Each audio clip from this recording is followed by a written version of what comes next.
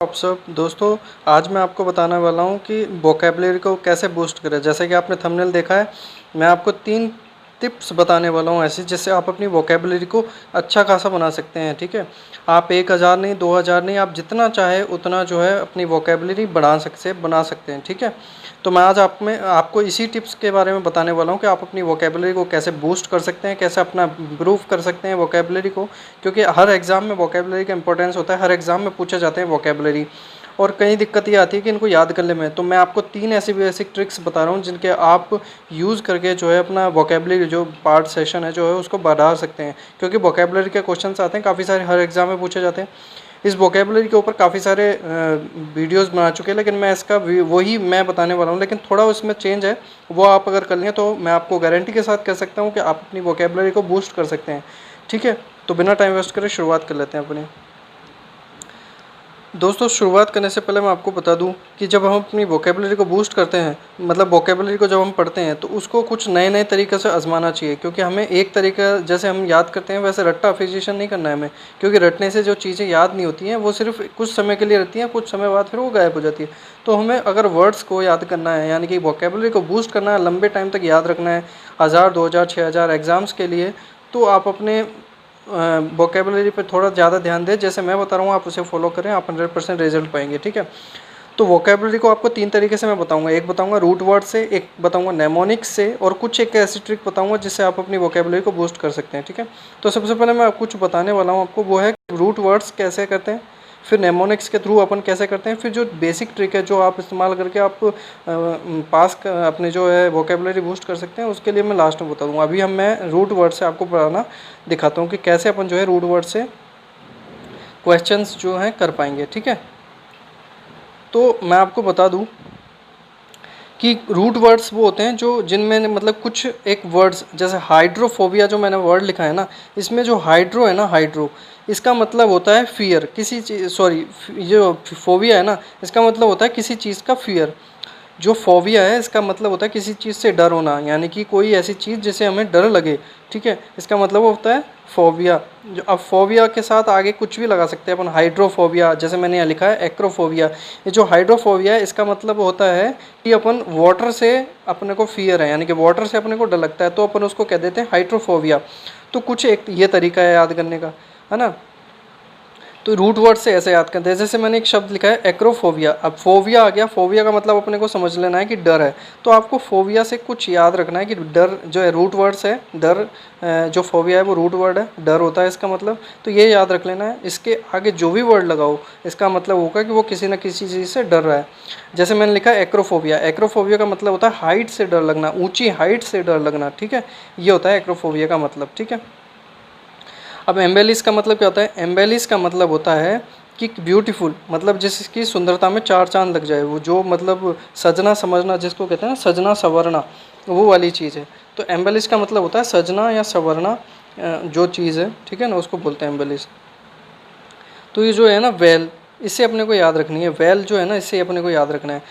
ये वेले जो होता है ना, वेले, वेले का मतलब होता है जो ब्यूटीफुल जो गर्ल्स होती हैं या फिर वुमेन होती हैं उनके लिए यूज़ होता है ये वर्ड्स। तो ब्यूटीफुल वुमेन या गर्ल्स के लिए वेले यूज़ होता है। वीस का मतलब हो गया कि वेले जो है ना वो गर्ल्स, जो ब्यूटीफुल चीज़ है उसी को अपन वेले कहते हैं। एम्वेलिस का मतलब क्या हो गया? एम्वेलिस का मतलब हो गया ब्यूटीफुल, फेयर, कोई अच्छी चीज़, यानी कि जिसको सजाना संवारना।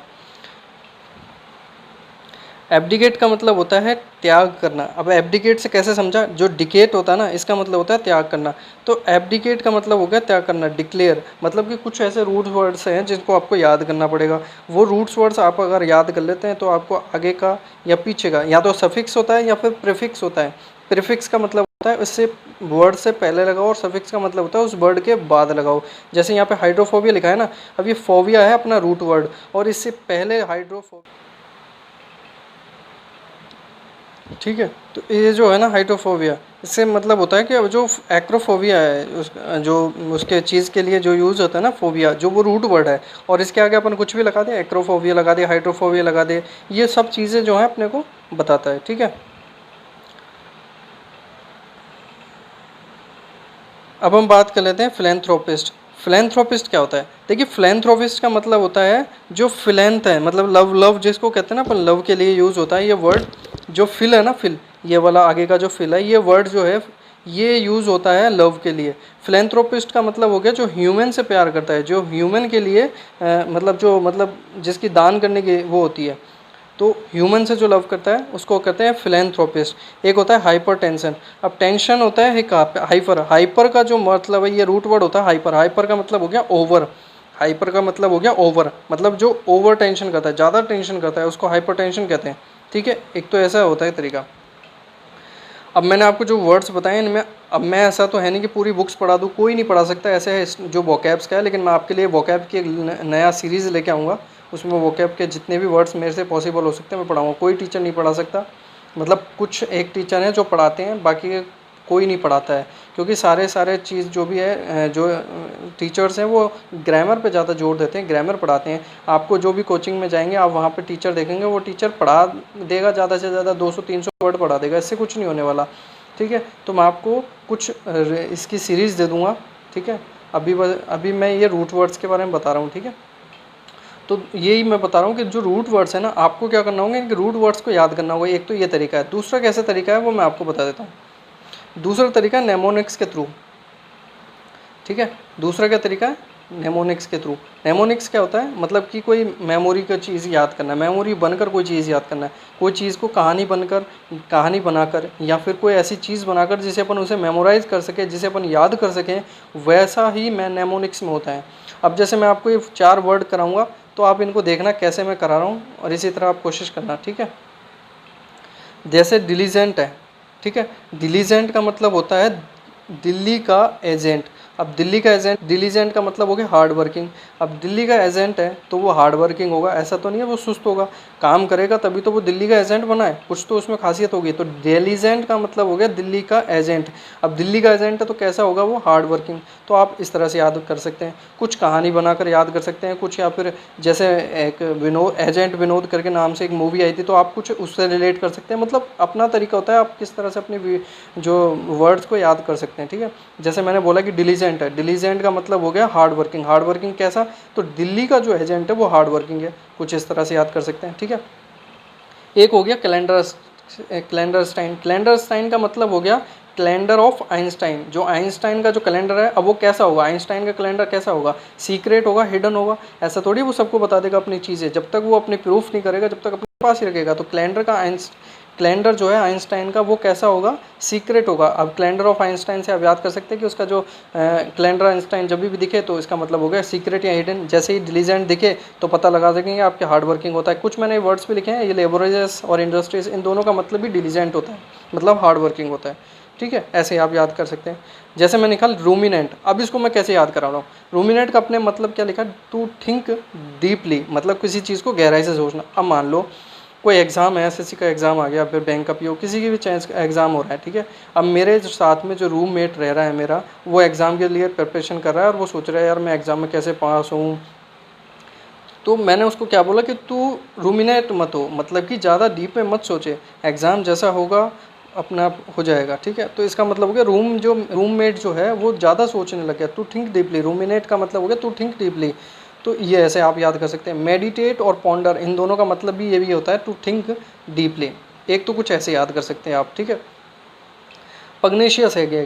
अब पग्नेशियस को कैसे याद करेंगे, पग्नेशियस का मतलब होता है अग्रेसिव। अग्रेसिव का कैसे, जैसे अपन मतलब मान लो हम 2 जने हैं और उसमें रेंट पे हम रह रहे हैं। ठीक है, तो रेंट मांगने के लिए जब भी वो आता है, कौन आता है, पगड़ी वाला सरदार। पगड़ी वाला सरदार, मतलब कि एक याद करने का तरीका बता रहा हूँ, इसमें कोई गलत नहीं है। जैसे कि मैं अगर बोलूँ कि जो पगड़ी वाले जो हैं अपने जो मकान मालिक है, वो कैसा है, अग्रेसिव है, क्योंकि उसको चाहिए क्या, रेंट चाहिए, और अपन रेंट पे ही नहीं कर पा रहे हैं, तो वो पग्नेशियस हो गया। पग्नेशियस का मतलब पगड़ी वाला जो रूम का जो ओनर है वो कैसा हो गया, अग्रेसिव हो रहा है। बेलिजरेंट का मतलब भी पग्नेशियस यानी कि अग्रेसिव होता है, और बेलिकोज का मतलब भी अग्रेसिव होता है। अब बेलिजरेंट को और बेलिकोज को कैसे याद करना है, बेलिजरेंट मतलब बेली फेंक कर मार सकता है कोई, बेलिकोज, ये सब कुछ अपने को इतने से याद करना है। ठीक है, तो मैंने आपको कुछ ऐसे बताया कि कैसे आप याद कर सकते हैं। ठीक है, अब आपको ये दिमाग लगाना है कि कैसे अपन याद कर सकते हैं, कैसे याद नहीं कर सकते हैं। कुछ एक चीज़ मैं आपको बताऊंगा, जो जब मेरी सीरीज़ आएगी तो मैं उसमें बता दूंगा आपको कैसे याद करना है, कैसे याद नहीं करना है। ठीक है, दूसरी बात, अब देखिए, अब यहाँ पे ना एक वर्ड है, ये जो रीड और हिडन का है ना, रीड और हिडन, रिटर्न का मतलब, रीड और रिटर्न का मतलब मैंने क्या लिखा है कि कुछ आपको न्यूज़पेपर वगैरह आते होंगे आपके पास, ठीक है। तो आपको क्या करना है कि न्यूज़पेपर लेना है और न्यूज़पेपर में से वर्ड्स, मतलब जो भी आर्टिकल आपको अच्छा लगे। न्यूज़पेपर आजकल लेने की ज़रूरत नहीं है, मोबाइल है सबके पास एंड्रॉयड, मोबाइल में आप एप्लीकेशन डाउनलोड कर लीजिए, इंग्लिश की कोई भी एप्लीकेशन, टाइम्स ऑफ इंडिया या फिर द हिंदू, कुछ भी आप जो है उसको एप्लीकेशन को डाउनलोड कर लीजिए और उसके बाद उसमें जो भी आपको अच्छा लगे, बॉलीवुड से रिलेटेड हो या फिर पॉलिटिक्स से रिलेटेड, जो भी आपको अच्छा लगे उसके जो आर्टिकल आते हैं वो आर्टिकल को पढ़िए। उसमें जो भी वर्ड आपको थोड़ा ऐसा लगे कि भाई नहीं आ रहा है, तो उस वर्ड को उठाइए, डिक्शनरी में देखिए। डिक्शनरी आप लॉन्गमैन की ले सकते हैं, एक ऑक्सफोर्ड की ले सकते हैं, कोई भी डिक्शनरी हो उसमें आप उस वर्ड को देखिए, उस वर्ड को अपनी एक डायरी बनाइए, डायरी में लिखिए, उस वर्ड को डायरी में लिखिए और उसके साथ एक सेंटेंस लिख दीजिए ताकि वो याद रह जाए कि ये वर्ड इससे रिलेटेड है, ठीक है। आपको ऐसा करना है। दोबारा सुन लो मैं क्या बोल रहा हूँ कि अखबार जो न्यूज़पेपर आता है अपना, वो मोबाइल में डाउनलोड करके उसमें वीडियोज़ में या आर्टिकल्स में देख लेनी है। आर्टिकल्स में जो भी अपने को अच्छा लगे, भाई मतलब जो चीज़ अपने को नहीं आ रही समझ में, उसको लिख लेना है और लिखना करना है और डायरी में लिख लेना है, ठीक है। उसका मीनिंग भी, उसका जो सेंटेंस है वो भी लिख लेना है। उसके बाद क्या करना है, जैसे डायरी अपनी बन जाए, जैसे एक हफ्ते में 10 वर्ड लिख लिया अपन ने, अब उस 10 वर्ड को याद करना है और चार्ट बना लेना है एक, ठीक है। चार्ट बना के चार्ट पे लिख देना है, अब उस चार्ट को लगा देना है दीवार पे। तो ऐसे कर करके 10 करेंगे तो आप काफ़ी अच्छी वोकैब अपनी जो है तैयार कर सकते हैं।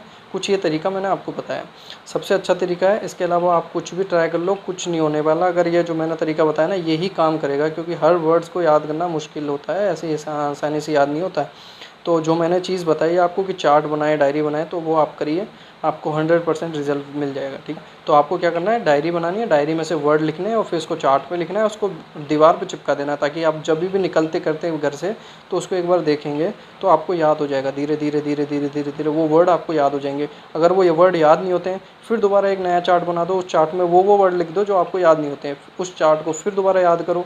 ऐसे करते रहो और हर संडे के दिन आपको क्या करना है, उसको रिवाइज़ करना है, ठीक है। तो ये कुछ टिप्स थे मैंने जो आपको बताएं, आप इन टिप्स का इस्तेमाल करें। मैं गारंटी के साथ कह सकता हूँ आपकी वोकैब 1000 नहीं, 2000 नहीं, आप जितना मन में चाहें उतना वोकैब बढ़ा सकते हैं, वो भी हर एग्ज़ाम्स के बेस पे, हर एग्ज़ाम्स के लिए, ठीक है। तो आज के लिए बस इतना ही, और अगर आप मुझसे बात करना चाहते हैं, मुझसे कुछ पूछना चाहते हैं, तो कमेंट बॉक्स में पूछ सकते हैं, फिर मेरी इंस्टाग्राम आईडी दे रखी है मैंने डिस्क्रिप्शन में, वहाँ से मुझसे पूछ सकते हैं, ठीक है।